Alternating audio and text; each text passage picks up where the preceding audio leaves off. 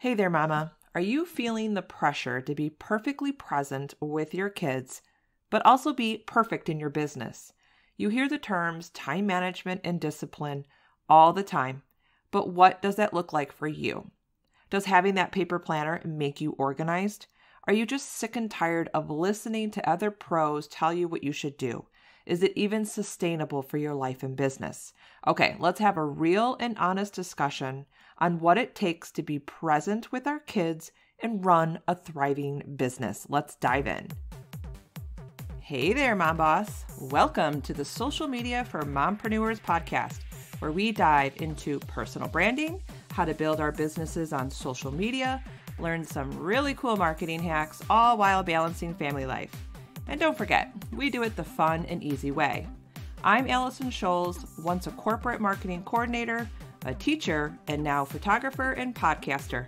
And yes, I'm that boss lady in sweatpants. Go ahead and hand out the kids' tablets, open those juice boxes, put on your comfy sweatpants, and hide in your closet. Let's get this party started. Welcome back, ladies. Today I have a special guest and friend, Jacqueline Howard. She is the host of the Optimize to Scale podcast and a virtual business support professional. Typically on my show, I'm all about business and social media, but today I'm flipping the script and getting real with what's happening in my life, and I'm sure many lives of mompreneurs. And that's how to be present with my kids and build a thriving business at the same time. And that's why Jacqueline's here. She's going to give us her perspective on this issue and what we can do to make it work. But before we get into the goods of this episode, first, welcome to the show, Jacqueline. Thank you so much for having me, Allison. I'm glad to be here.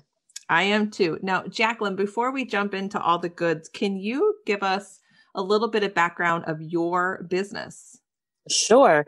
I started my business while I was homeschooling my 4 children. I had basically one in middle school, or one in elementary school, 2 in middle school, 1 in high school, or early high school or something like that. But they were a little bit bigger. And so cost of, feeding them, and they all wanted to start playing sports and, piano and all these things, it started getting expensive. And we were a 1-income family. And so I tried different things to try to make some side money. I sold crochet baby hats and stuff on Etsy for a while.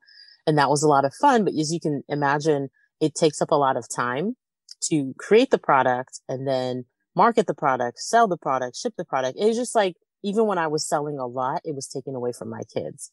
So that wasn't something I could keep going. And I tried working retail on holidays. And that, again, it's taking you away from the family, and the return on investment wasn't really worth it, essentially. And then a friend of mine, because while homeschooling, I was leading a homeschool community, right? And one of the parents in the community had an online business and reached out to me to help with customer service. And because I was already doing admin things for this community. And so it was right there in my skill set. And I was like, sure. And I got a taste of being able to be home working and supporting someone else. And it was wonderful because I didn't have to make products, sell products.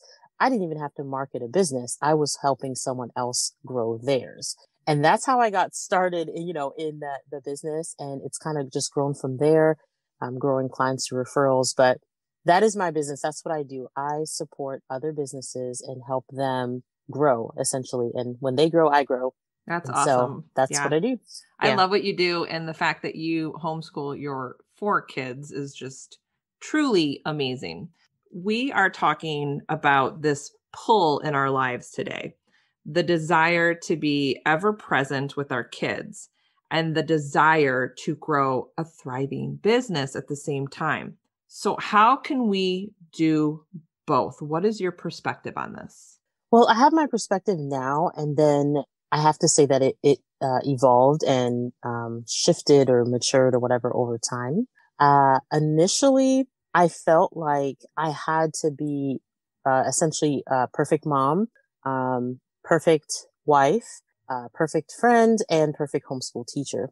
But the reality is, when you look at any one of those things, like you think about teachers that go into a school building and they teach, they're phenomenal people. But if you think about it, they're good at their subject matter.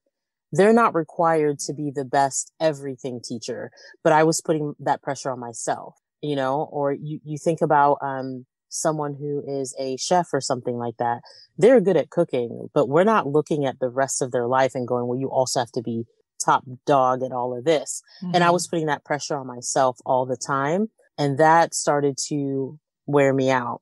And then I evolved more into, I heard someone say, in life, you're juggling, you look at all the things that you're juggling as like, different types of balls that you're juggling.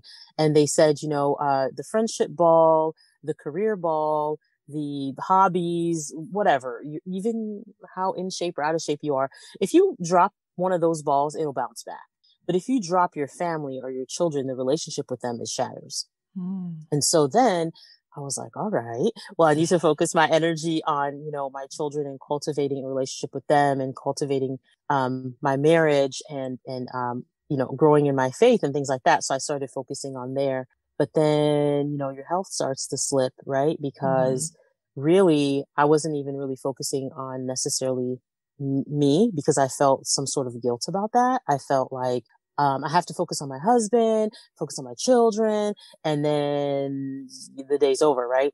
And so then I had to recalibrate because my health started failing, and I had to recognize that I'm actually destroying my family by not taking care of myself. Because if I'm ill, then I can't be all these things that I want to be for them.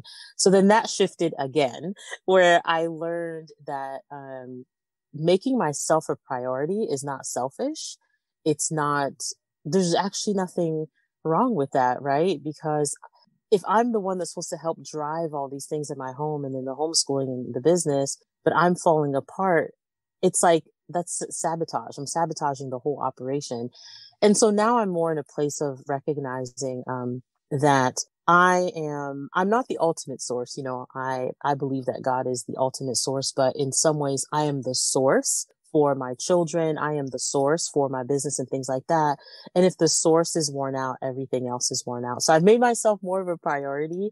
And I find that when I carve a little bit of intentional time for me, I have no guilt when I'm doing everything else because I had to be intentional to carve out that time. So I kind of went on a bit. I don't know if I answered the question, but I really just learned to create intentional time for self, for business, for family, for rest.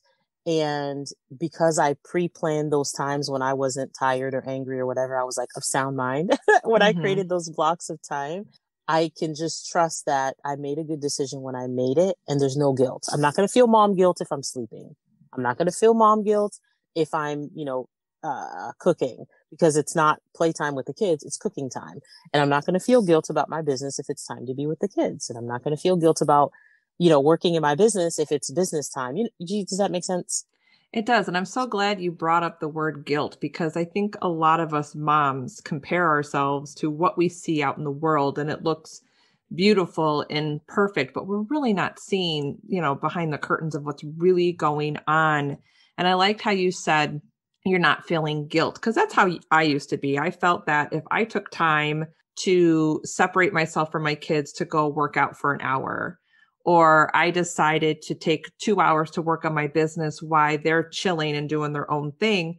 I used to feel super guilty about that, but I'm realizing as I evolve and go on in my life, it's almost required because I feel that when I do take care of myself and I'm structuring that time in the day, I feel successful at the end of the day. And I know that I'm setting not only myself up for success, but I'm setting my family up for success.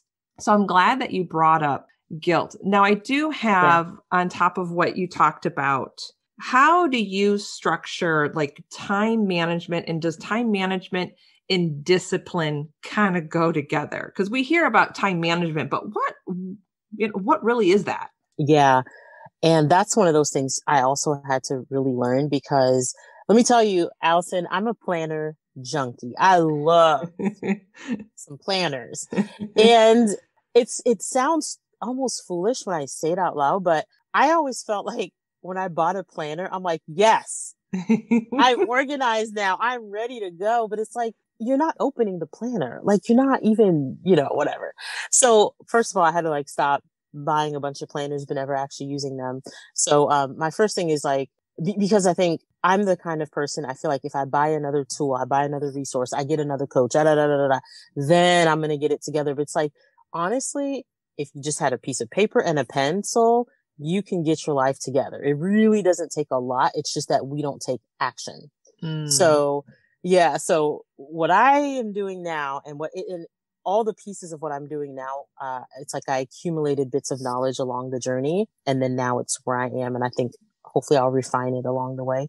But, one, I had to shed the guilt that I can't cook while listening to my kid read me a book while being on a phone call, while trying to answer an email, like whatever, like you're not doing that well. So, I had to shed the guilt of trying to do it all.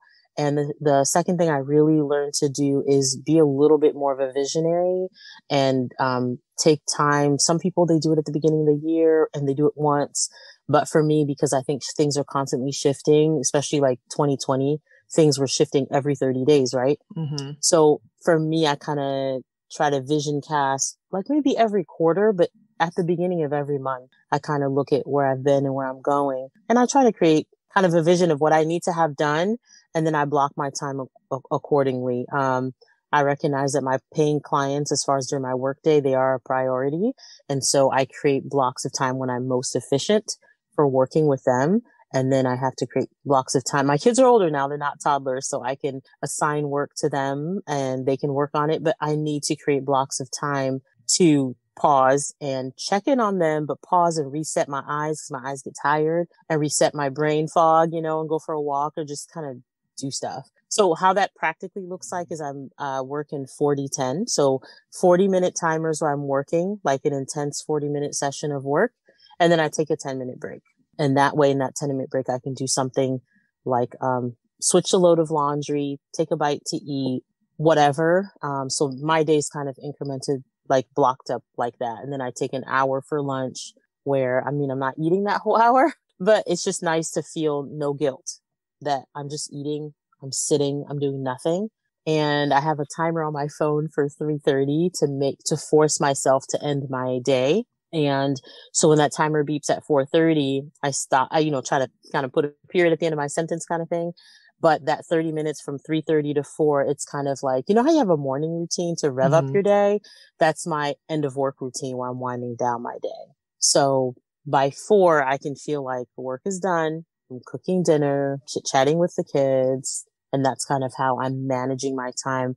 However, it's almost like how we always say when we have our own business, we are our own boss or whatever. Mm-hmm. I look at it as when I sat down to vision cast or plan my week, that's when I'm the boss.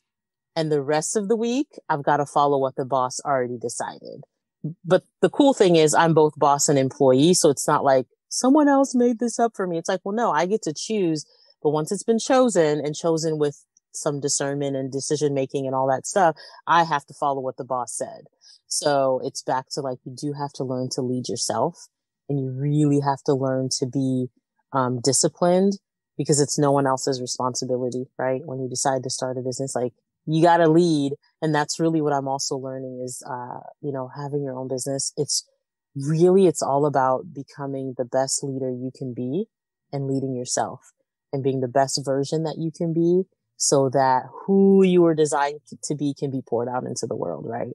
But if you're kind of goofing off and doing all the things that you want to do, like that are constantly kind of pleasure, you never get to do the things that you were designed to do and that the world is waiting for, right? Yeah, yeah. Those are some really great tips. And I want to go back to something you said that's so important is you said you need to take action. And I just said this on a recent podcast of mine that I said, and it was teaching on Instagram, but really you can apply this to everything in your business, your family, your life. But I said, you need to move away from a state of inspiration and go to a state of action. And I think that's where a lot of moms fall into is they're constantly in the state of inspiration. Yes. And like you said, they're buying the planners, they're watching so many mentors or coaches that are so successful, and they're probably 10 to 20 steps ahead of us, but we idolize what they're doing and we feel that we need to mimic and do what they're doing. So we stay in that state of inspiration,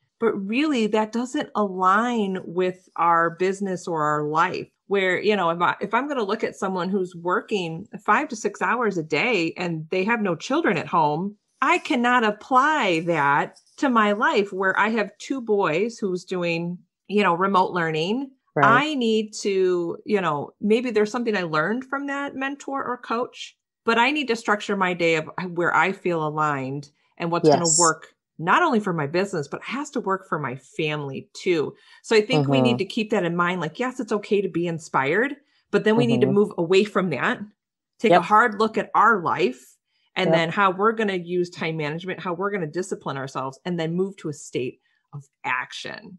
So I think that's Yes. so like we need to almost make that cross on that bridge. And there's so many moms who are in the middle of that bridge of inspiration and action. And you just need to get off Mm-hmm. the bridge and just take action in your own business and life. Yeah. And I realized like a lot of it, I always thought I wasn't this is why I took so many courses before.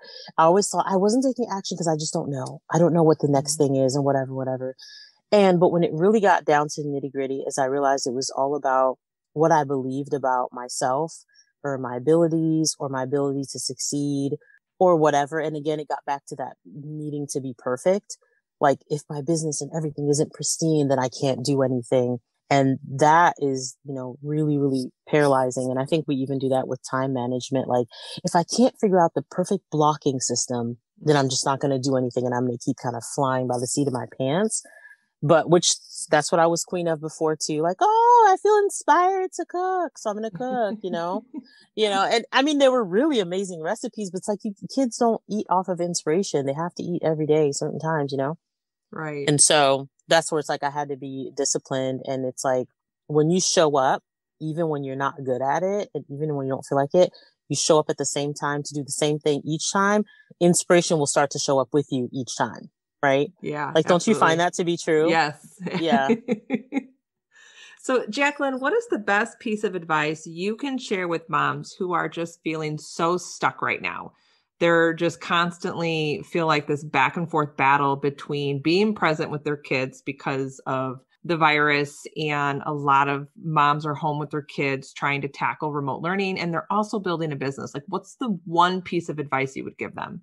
I would tell them to think about the one thing that's stressing them out the most. I would tell them, try the then what thing, Mm-hmm. where you say, okay, well, if I don't insert whatever thing they're anxious about, what's going to happen?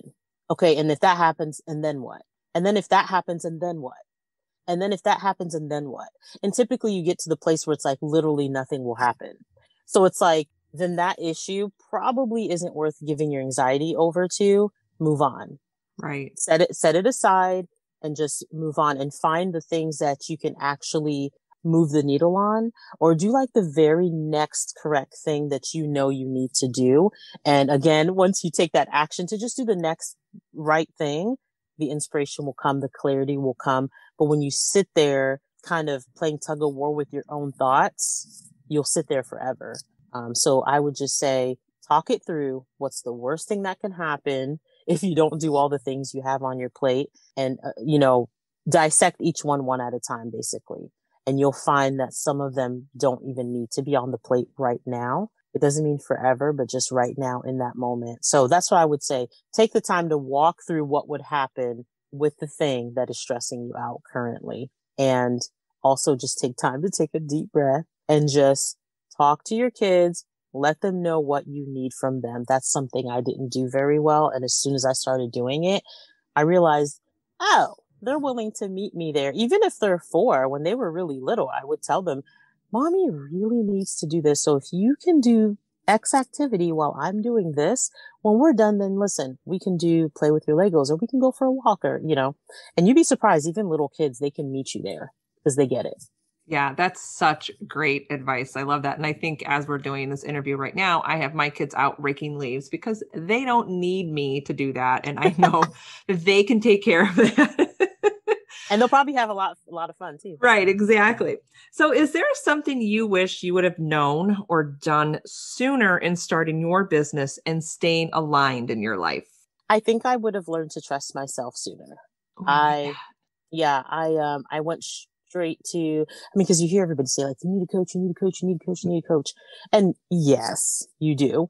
But I think there's a certain point, especially when you're starting out, that you can like, because I think, I don't know, it's almost like they're just kind of common sense things that like, I'm not talking about maybe things that are big and legal where you do need a lawyer, but just certain things like, what do you want your business to look like? Or what do you really want to, that kind of stuff. I wish I would have just trusted my instincts more instead of, like you said before, listening to the guru and assuming that like, because they are a guru, they know. It's like, yes, they do know to some extent, but they know according to their story and their circumstance.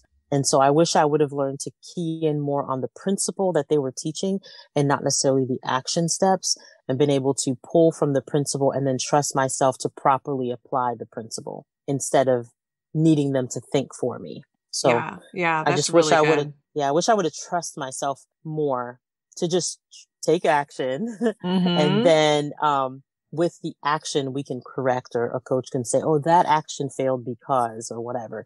But I think I just waited for someone to tell me every little thing. And I wouldn't have, if I could go back, I wouldn't do that. Yeah. Well, and I think too that as mompreneurs, we're so overwhelmed by what we consume on social media. I mean, it's in our face day in and day out. But really, at the end of the day, you have to think, does this feel right? Does it feel aligned? And we need to trust our own intuition, like you said, trust. It's like, yes, you want to trust what's out there, but really the number one person that you need to trust is yourself. And make sure it feels right for not only your business, but your family. Right. So this was an awesome conversation today, Jacqueline. I just love how you help, especially women building their business, just being that support, that professional. So where can we find you and connect with you on social media? Yeah, absolutely. I am on social media as the Jacqueline Howard on Instagram, and I'm Jacqueline Howard on Facebook as well. And then I have a Facebook group that I'm chit-chatting with other women entrepreneurs, the Optimize to Scale group. That's the same name as my podcast as well. But yeah, well, thank you so much. Yes, I'd love to have you on the show today. Thank you. Yes, it was a pleasure and an honor. Thank you so much. Hey there, sister. Are you trying to mimic what others are doing on Instagram because they appear to be successful and have all the right engagement? Have you tried to transform your Instagram newsfeed to look perfectly branded, but you still feel icky about your brand and how you show up on Instagram? I want you to imagine if you had a done-for-you Instagram plan that's aligned with your authentic self. Right now, you have the opportunity to work with me one-on-one, and we'll take your brand from feeling meh to memorable. I'll help you clarify your Instagram objectives. We'll fine-tune your bio, define your 3 brand pillars for Instagram, and then map out a 30-day content strategy. I'll even give you stock photos and caption templates to complement your brand. Wouldn't it feel amazing to wake up every day knowing exactly what to post and how to engage with your audience? No more spinning your wheels and wasting countless hours on your computer or phone. With an Instagram strategy, you can get back to the things that really matter in your business and life. Posting on Instagram doesn't need to feel impossible or overwhelming or even time draining. The best part about my method is it can be rinsed and repeated every single month. Amen. I remember my very first client, Farah, and her sigh of relief at the end of our call. She had such a clarity breakthrough on her own brand and how she wanted to show up for her audience on Instagram. Her exact words were, "I'm so glad I don't have to do what everyone else is doing." Now that's just awesome. And guess what? You shouldn't be doing what everyone else is doing. And I'm here to help you figure out exactly what you should be doing and how to show up as your authentic self. This is a no-brainer. Book your strategy call today at bit.ly/IG method. Mama, hurry, because I only take 8 sessions a month. Why? Because you are worth my time and energy. You don't want another cookie cutter coaching call, right? You want me to strategize with you. So if you want to book one, those spots are extremely limited. It's bit.ly/IG method. Let's get you consistent and confident on the gram.